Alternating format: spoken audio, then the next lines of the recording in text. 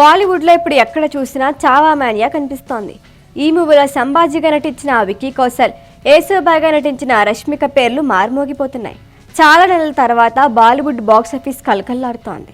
బాలీవుడ్ మేకర్స్కి తమకే నమ్మకం లేక చావాని కేవలం హిందీ భాషలోనే రిలీజ్ చేశారు. పాన్ ఇండియా సినిమాగా రూపొందించలేకపోయారు.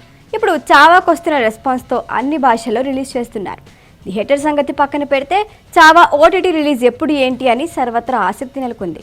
ఈ నేపథ్యంలో చావా ఓటీటీ డీటెయిల్స్ మీకోసమే. మరాఠా సామ్రాజ్యానికి వ్యతిరేకంగా ఎప్పుడు ఆలోచించినా చీల్చి చెండాడుతాను. బాలీవుడ్లో గత కొన్నాళ్లుగా హిట్ లేక సతమతమవుతున్నారు. ఏడాదికి ఒక్క సినిమా బ్లాక్ బస్టర్ హిట్ అవటం గగనంగా ఉంది.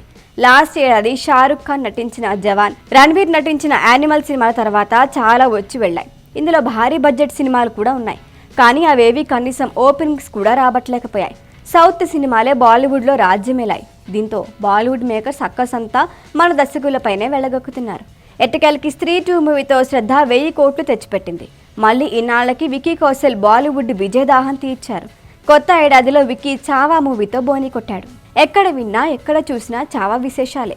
ఛత్రపతి సంభాజీ మహారాజు పాత్రలో విక్కీ నటన అద్భుతంగా ఉంది. చావా మూవీ రీజనల్ మూవీగా రిలీజ్ అయి 500 కోట్ల చేరువలో ఉంది. చావా మార్చి 7న తెలుగు వర్షన్ రిలీజ్ చేశారు. తెలుగులో కూడా చావాకి మంచి ఆదరణ దక్కుతోంది. మిగతా రీజనల్ భాషల్లో థియేటర్స్లో కాక ఓటీటీలో రిలీజ్ చేయనున్నారట.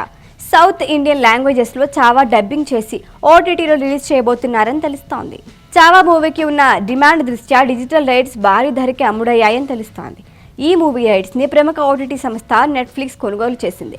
చావా మూవీకి యావరేజ్ టాక్ వస్తే 4 రోజుల్లో ఓటీటీలో రిలీజ్ చేసేలా అగ్రిమెంట్ చేసుకున్నారట. కానీ అనూహ్యంగా చావా భారీ హిట్ అవడంతో ఓటీటీ రిలీజ్ పోస్ట్ పోన్ చేసినట్లు తెలుస్తోంది. హిందీ మార్కెట్ రూల్స్ ప్రకారం 8 వారాల తర్వాత చావా నెట్ఫ్లిక్స్లో స్ట్రీమింగ్ అయ్యే ఛాన్స్ ఉందని తెలుస్తోంది.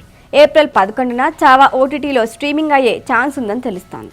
చావా కథ ఛత్రపతి శివాజీ మరణం తర్వాత మొదలవుతుంది. బలహీనంగా ఉన్న మరాఠా సామ్రాజ్యంపై మొఘల్ చక్రవర్తి ఔరంగజేబు దండయాత్ర చేయాలనుకుంటే ఛత్రపతి సంభాజీ ఎదుర్కొంటాడు.